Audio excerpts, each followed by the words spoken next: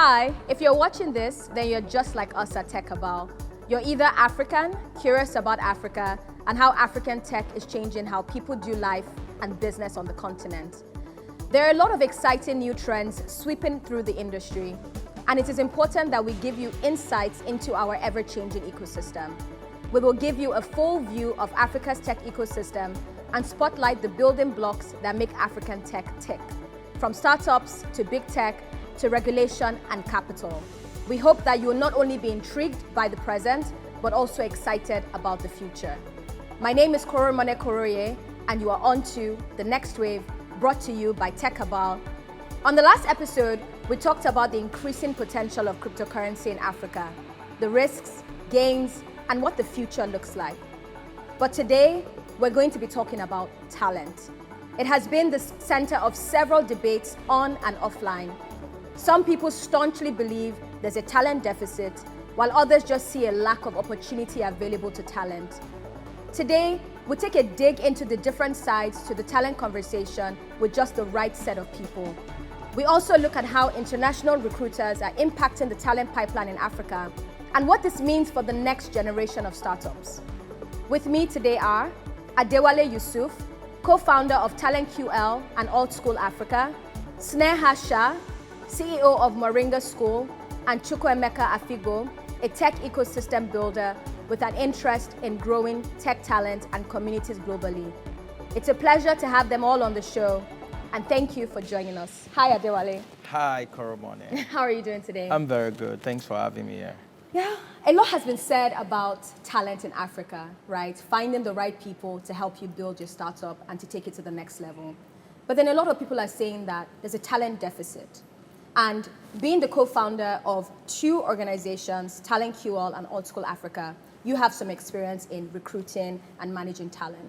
So let's talk about engineering talent for a minute, right? So there's a myth, right? And I want you to dispel it. There's a myth that it's hard to find engineering talent. Can you speak into this using your own expertise? So it's very difficult to get engineering talent, especially the best one, which is the world class, what everyone is looking at. So we live in a global village. Let me start with that, where the talent, you're competing with companies in US, in Dubai, in China.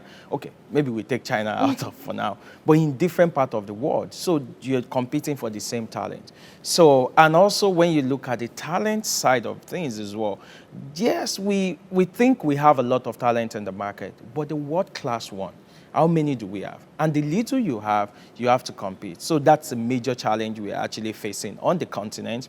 And now, thanks to COVID, the world kind of discover Africa, especially Nigeria talent, like, okay, there are some talents here. Because before, people go to the likes of India, Indonesia, and some of these other companies, or these other Asian countries. But now, people are looking at Africa. What do you have? And every day, each startup in the market, you're losing some of your best talent to global opportunity. And also the question that I always ask the founders is, do you want to deprive these people from this global opportunity? You understand? Yeah. We shouldn't even focus. The question shouldn't be, oh, are we looking at the talent? How can we let this talent stay? It's just that how can we produce more talent? And that's one of the things I'm looking at. You look at the continent of 1.4 billion people, 200 million in Nigeria, and people, a lot of people, over 600,000 people graduate from universities every year. So we have talent in the market. What is missing is the skills. Yeah. And there are a lot of other talent as well, because when they started, you started in the market where you have to learn yourself. You have to do everything. There's no structured learning environment. And that's some of the things we need to actually address. And also, that's some of the things I see about the market about the talent market now. Yeah, so just staying on the conversation of training, right? So we're seeing a lot of training programs crop up, such as Old School Africa, right? Can you talk about what challenges these training programs are around to solve, right? What hindrances currently exist in the market, and how are programs like Old School Africa helping to bridge gaps that currently exist? Okay, so here's one of the major things we've discovered. I mean, when we started Talent Cure, to be honest, we didn't want to do training, especially junior training. But one of the things we realized is a lot of boot camps were teaching people how to become a coder. The market is looking for software engineers. Software developer is different from software engineers, Right. which means how do you become a world-class engineer? For example, it's not just about coding. There are other things involved. So when you are coding at a global scale, you're working with a company that's scaling, that millions of people are using this product. So you need to understand how to write your code. I've worked with a developer, someone regarded as a senior developer, and when I review his code, because I can still look at code, I had some tech background, software developer background, and I realized, what is this? Nobody can really build on this code. And when you go to global company, you build a code that must go beyond you. So you have to comment your code. You have to do a lot of things. Don't let us even go into technicality of it. So boot camps, I see some boot camps just focus on training people how to be developers. And those people now get out of it, and they're not employable. Talent Cure's job. See, right now we have a client, one of the biggest clients in the world, biggest bank in the world, that we are to give 250 engineers to this year. You understand? But to employ this, and they're not even looking for the very high experience. They're just looking for 2 years plus. But to get these people, it's difficult. It's difficult, yeah. And I'm talking of deals of £70,000. But how do you want to get people? Because a lot of people in the market, they don't understand what class. And so that was one of the things we just saw, like, oh, people are training. Because for me, I just felt that, oh, a lot of people are training. As a Talent Cure there, I said, okay, let's get everyone, where are your talent, get them to join our pool. And they keep failing our tests. Then we started research, like, what is going on in the market? Why are a lot of these developers not catching up? Then after research, we realized, like, a lot of these developers are not world class. What does it take to be a world class developer? So we started a program. After our research, we started a program that was for 6 months. I remember we were in Techstar program then. And even a lot of mentors we spoke with said, it's not possible to build a compression algorithm for experience. And we said, we don't have a choice. We're in a market like this, so we need to create something. And we did the training where we get some senior engineers from around the world to mentor talent. What happened right now, by end of the program, which is just 6 months, over 50% of them have gotten a job. We realized, like, some of them started getting opportunity that is like 10x. Yeah. One of them got an opportunity in the UK, £70,000, with a lot of other benefits. Then they are $4,000. So then we realized, like, we fixed something. How can we now scale that? You understand? How can we now make talent world class? So we have to create junior world class talent. Yeah. And that was when we started our school. I remember some of the feedbacks when we sent some of the students that got into the school. There were people tweeting like, oh my God, I'm doing cloud. And our school want me to take HTML and CSS. And we were like, we want to build world class engineer. We just don't want you to jump and just be a coder and just say, oh, I'm troubleshooting it. No, we're building world class. And use of English is part of our curriculum.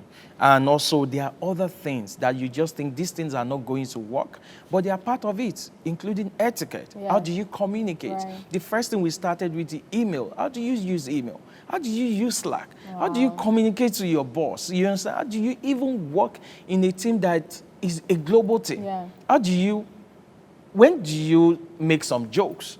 That because what you think is acceptable here is not acceptable somewhere else, because it's about culture. Yeah. Then we started building. So that's why our school is focusing on junior world-class engineer. And those are some of the things we need to even look at the boot camp. I know in the near future, we even will be helping a lot of boot camps to look at their curriculum so we can help them shape the talent. Because this is not about competition. When you have a population of 1.4 billion people with 60% under the age of 25, it's a ticking time bomb. Yeah. You understand? Where you can actually make this the future workforce, where you can give them opportunity. So that's one of the things we're looking at. Everybody is trying to solve the problem, which is good, and we all need to just get our hands together and make sure we know the problem we are not solving for. We're not just creating coders, we're creating world-class developers that the global companies really can hire, and that's where we all win. Fantastic. So Adewale, what it sounds like you're doing is you're helping junior developers develop skills that will help them become world-class senior developers. Absolutely. Right? That can work on the continent and in global markets. Thank you so much for sharing your thoughts with us. Thank you for having me. Hi, Emeka. Thank you so much for joining us. So we've established that there's a talent shortage on the continent, but then we see that more people are emigrating abroad. The ones that aren't are now involved in remote work, which has become the norm, no thanks to COVID. Now, there's some dilemma, right? Maybe it's great that African talent is getting global recognition and getting hired by global giants. But then try telling that to a young founder who's trying to keep the lights on and can only afford to pay developers so much money. What is the balance between talent as an export and talent as a need, especially when you consider companies like Andela that are into the business of outsourcing talent to not just local startups, but global clients? Please share your thoughts with us. Thank you very much for that great question. So we're asking, what is the balance between the demand for local talent, Yes. For the use by companies that are local to Africa, and talent that is being exported, either they are leaving the region or they are working for foreign companies from the region. For us to really understand this, we may need to take a step back and get the context we're in today. So first thing is that there is a global explosion of tech in the world today. We now live in a world where any company that wants to be globally or regionally relevant has to become a tech or digital company, right? Regardless of your sector, whether you're in banking, telecoms, logistics, or even commerce, right? So it's not just the software companies that are hiring tech talent right now. I remember I saw as of January this year, Airtel India, which is one of the biggest, if not the biggest telco in India, had more than 500 software engineering job openings, right? And this is a tech, not a software company, right? So everybody needs tech talent today.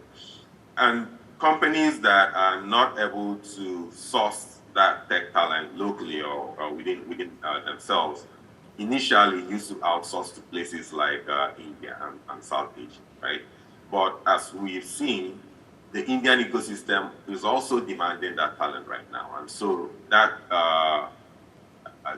area is becoming a little bit saturated. And so attention then shifted to Eastern Europe, so countries like Romania, Ukraine, and so on, which was fine for a while, but even those countries are getting expensive for a typical Series A or seed-funded startup, regardless of where they are in the world. And this has then made attention to begin to shift to Africa, right? If you ask for why, there are a number of reasons. For example, Africa has a young, motivated, largely English-speaking population located in what many consider to be the best time zone for global business, right? And over time, the world has realized that with just a little investment in enabling or training this talent, you have great developers, great tech talent that can drive value in any environment. And if you then consider that a lot of this talent has gone through what I'll call unimaginable obstacles to get to where they are, many of them are self-taught, you find that the talent from the region tends to exhibit a level of resilience that is tough to match in other parts of the world. So there are developers that leave Africa and go to work abroad, and because of the drive that they have, they perform things that are nothing short of miracles, and many of them go on to lead teams in the companies where they work, right? So then you now layer on top of this the current unrest in Eastern Europe that has disrupted the talent pipeline from that part of the world. And so we only expect that there's going to be more demand for African developers from the global community in the coming weeks and months. So what does this then mean for the local ecosystem? It means, first of all, if you're a developer or you're tech or you're in the business of grooming tech talent, then this is a time of opportunity, right, for you. If you're a company or a startup that needs tech talent in the local ecosystem, then I would say that you're in for a tougher time in getting or securing this talent. But if you're a local company, you need to look at what the unfair advantage you have over foreign companies is. And that is basically that you're closer to the source of this talent, right? And that means that you can actually invest or tap into this talent at the source, invest in grooming local talent, partner with a lot of the people who are doing great things in the ecosystem, the likes of Adewale and his team at All School, Moringa, University, Dafuna, Beya, Semicolon, Decagon, there are a bunch of them. Partner with these people to get access to this talent and invest in this talent while they are still at the grassroots before the global companies can get their hands on them. And if you can build this pipeline that basically leverages your company to grow, then you may have the advantage, or you may be able to get the jump on the more global companies that are also competing for the same talent. Thank you so much for sharing your thoughts with us, Emeka. We're going to go on a quick break, and then we're going to be right back.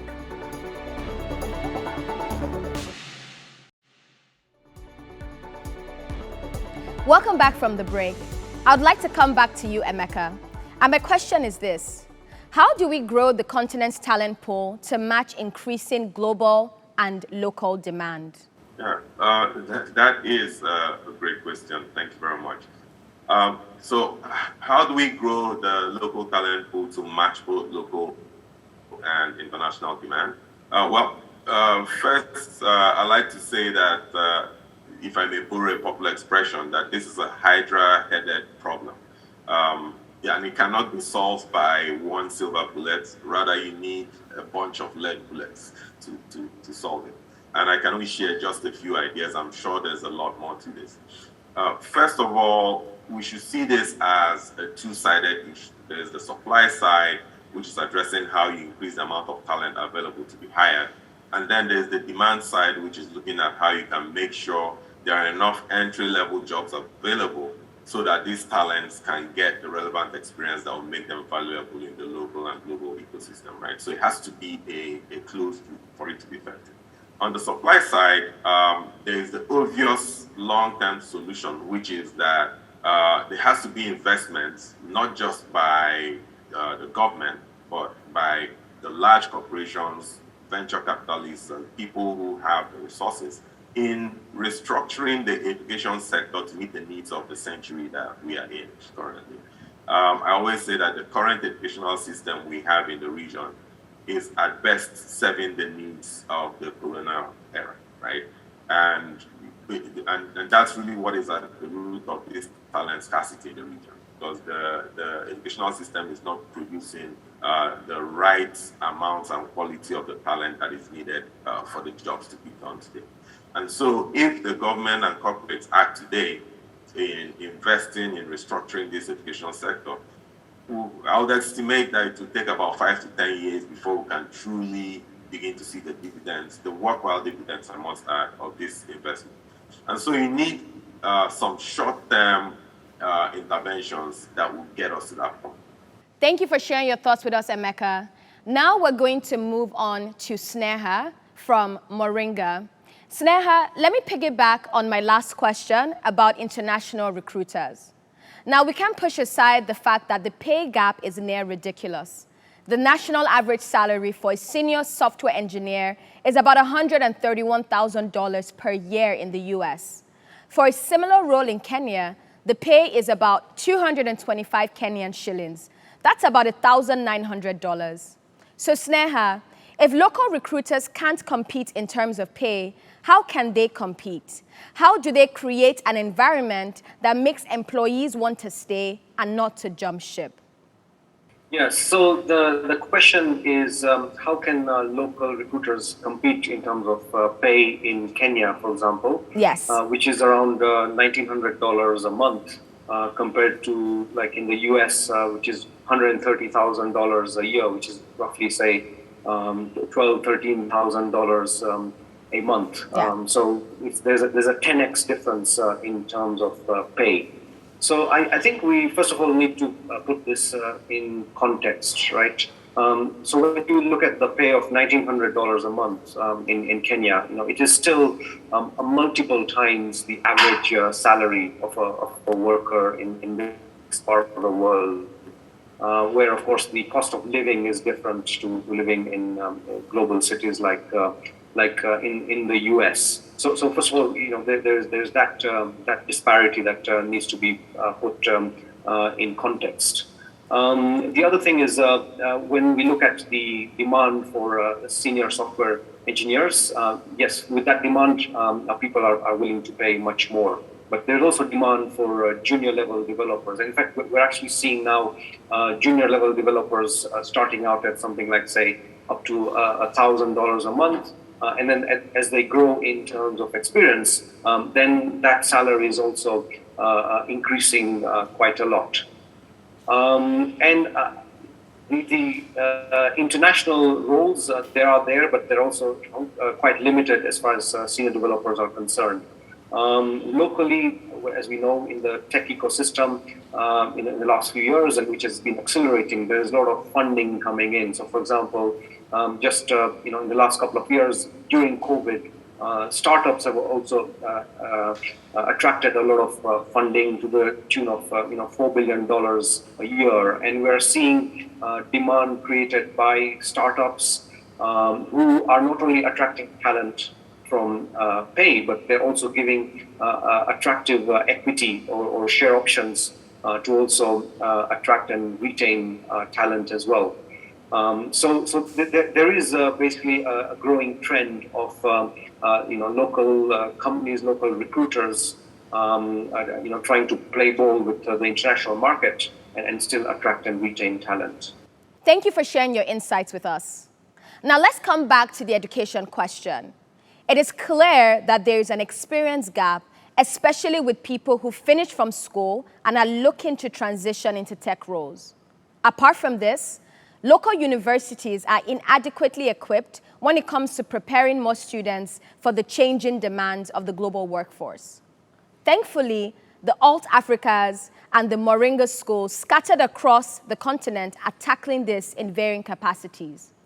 How can these training platforms do more to address the mismatch between talent levels and the number of opportunities available? How can they also further contribute to building the local pipeline? So first, let's try to quantify the talent levels available in the continent.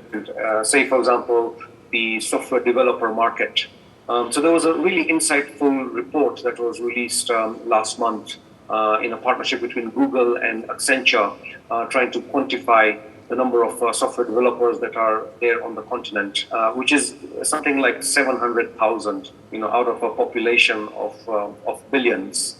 And out of that, for example, in a market like Kenya, there is only like 80,000 software developers available. When we look at opportunities, as I mentioned earlier, in terms of the tech ecosystem booming here, the demand from startups for tech talent locally, but not only that, but also global companies coming to search for Africa as the next frontier for talent, because there's a shortage in places like Eastern Europe. India, with the salary inflation, is becoming uncompetitive. So there's no question that there are still a huge number of opportunities available. And the problem is with that short quantity of the software developers available, there is poaching happening by certain companies, and then salary inflation that way. So there's definitely an opportunity for the talent to be developed much further. And also, to put these numbers into context, if you look at a market like India, every year there is like 2 million software developers being created. So you can imagine how big the size is there and how small the size of the tech talent in Africa is currently. And even a place like India, for example, is now looking to Africa to recruit software developers. So definitely, there is a mismatch out there. So how can schools like Moringa play a part in this? And there's a number of ways. So number one is in terms of relying on the traditional methods of education, where we know university education is seen to be much more theoretical, longer courses, more costly. So companies like Moringa are offering like 5-month focused boot camps to basically provide training in software development and data science. So we are making these courses to be much more affordable, and then because we are vocational training, so our courses are also aligned in terms of the market needs. We provide training not only on the sort of fundamentals of software development, but it's quite project-based. And out of our 20-week curriculum, we also provide 3 weeks worth of soft skills training, which is what employers typically also look for. So we try to make ourselves as market relevant as possible, and to try to bridge that gap between the supply and demand. Thank you so much, Sneha, for sharing your thoughts with us. And thank you to our other guests who joined us on today's episode of The Next Wave, Adewale Yusuf and Chukwuemeka Afigbo. The Next Wave is brought to you by Tech Cabal in partnership with Flutterwave. Join us next week where we talk about how smart cities are awakening Africa's urban horizon. Remember, you can tweet at us using the hashtag TheNextWaveCNBC. You can also send in your feedback on this episode to thenextwave@techabal.com. Thank you again, everyone, and see you next time.